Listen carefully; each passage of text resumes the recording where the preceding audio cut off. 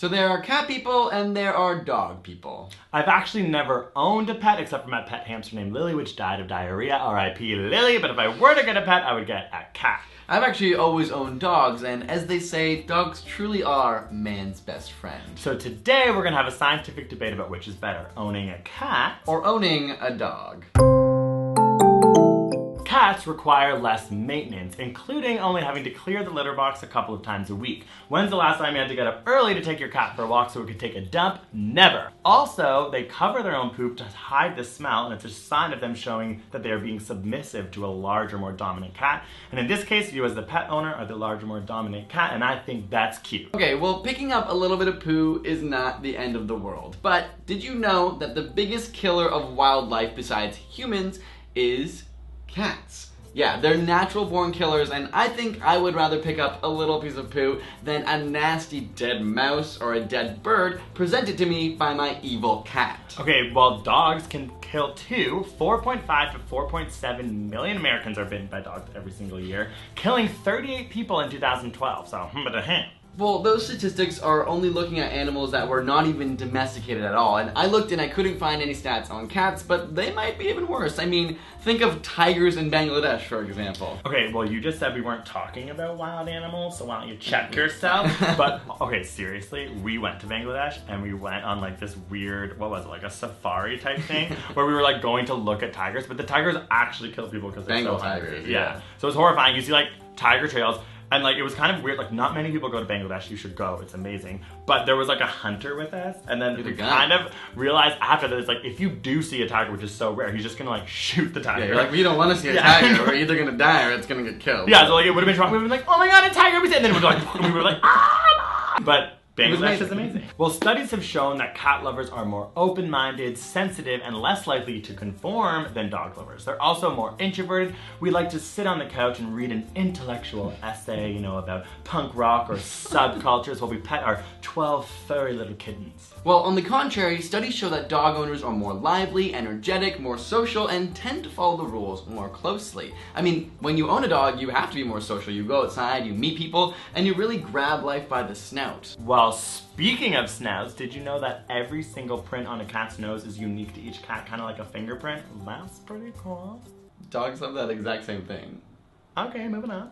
Well, here's a counterpoint. Cats basically do nothing. They spend about 4% of their day eating, drinking, defecating, and sometimes mating, but studies show that about 85% of their day is spent doing actually nothing. Well, dogs are only as smart as a 2-year-old human, and they can only count to 5. In the wild, they travel in large packs led by an alpha male or female, which is one of the reasons why they're so easy to manipulate with food. Cats, on the other hand, are more independent, and this leads to them being a much more interesting pet to observe. You know, they're not as easily manipulated and controlled just by a bit of my own little lasagna. Whoa, okay, dogs are extremely intelligent. I mean, they can understand human physical communication. Like, if I point over there, a dog will actually look, unlike a cat, which will just stare at the tip of my finger and not know what the heck I'm talking about. They've also found stray dogs that are able to use subways to commute to populous areas to find more food.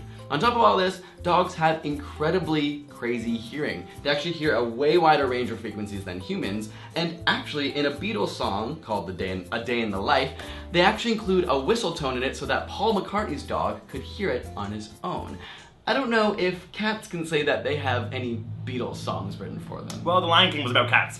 So, yeah, there you go. Okay, you got Elton John. Whatever. Well, one study actually found that dogs don't actually know when they're guilty. They only act guilty and give that guilty face after someone has made an action or used a tone of voice that makes them seem as if they're guilty. So many owners think, oh, my dog's so smart, like it did something wrong, it knows it's guilty, when in fact it's just you've made it feel that way. So maybe all this intelligence we're inferring on dogs, no, it's not all it's cracked up to be. I don't know about that. When my dog's guilty, it's usually before I say anything. I can tell because her tail's kind of wagging between her legs and her eyes have that pouty little face and she knows she's done something wrong. But anyway, new research suggests that dog owners are actually much more likely to take leisure strolls outside and just generally be more physically active. In fact, one study found that dog owners are 60% more likely to go on walks for leisure even without their dogs than cat owners were. So I guess I'm just, you know, a little leaner than you are. That does make sense, but a study in the UK found that 40% of dog owners don't even take their dogs for walks,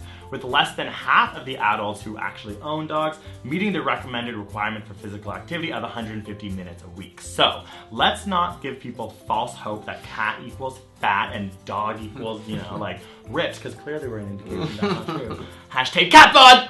Meow. Well, dogs have actually been put up to some pretty incredible tasks. Like in World War II, around 10,000 dogs were trained to use their incredible smell and incredible hearing to help alert soldiers of any incoming surprise attacks. And even today, they're actually used to help sniff out drugs and bombs. They're given, life vests to protect them and what they call little doggles on their eyes to help, save human beings. And I can't remember the last time a cat has been used to assist in war, unless you include Scar from The Lion King using a bunch of hyenas to get his dirty work. Well, I don't know about you, but cats are a peaceful species. That's why their paws are constantly like this. What? Look it up. So that was our scientific debate about cats versus dogs. Let us know in the comments below if you're a cat owner or a dog owner and why, or maybe even both. We want to hear what's up. Yeah, also you can add us on Instagram and Twitter and let us know who won this debate there. And you can send us or tag us in your photos of your beautiful cats and dogs so we can enjoy them. Also, you can subscribe to ASAP Thought for more weekly episodes. We release one every Wednesday. And we'll see you on Saturday for the vlog. Peace. Yeah, you love punk rock, don't you? I do. Green Day! I'm just kidding.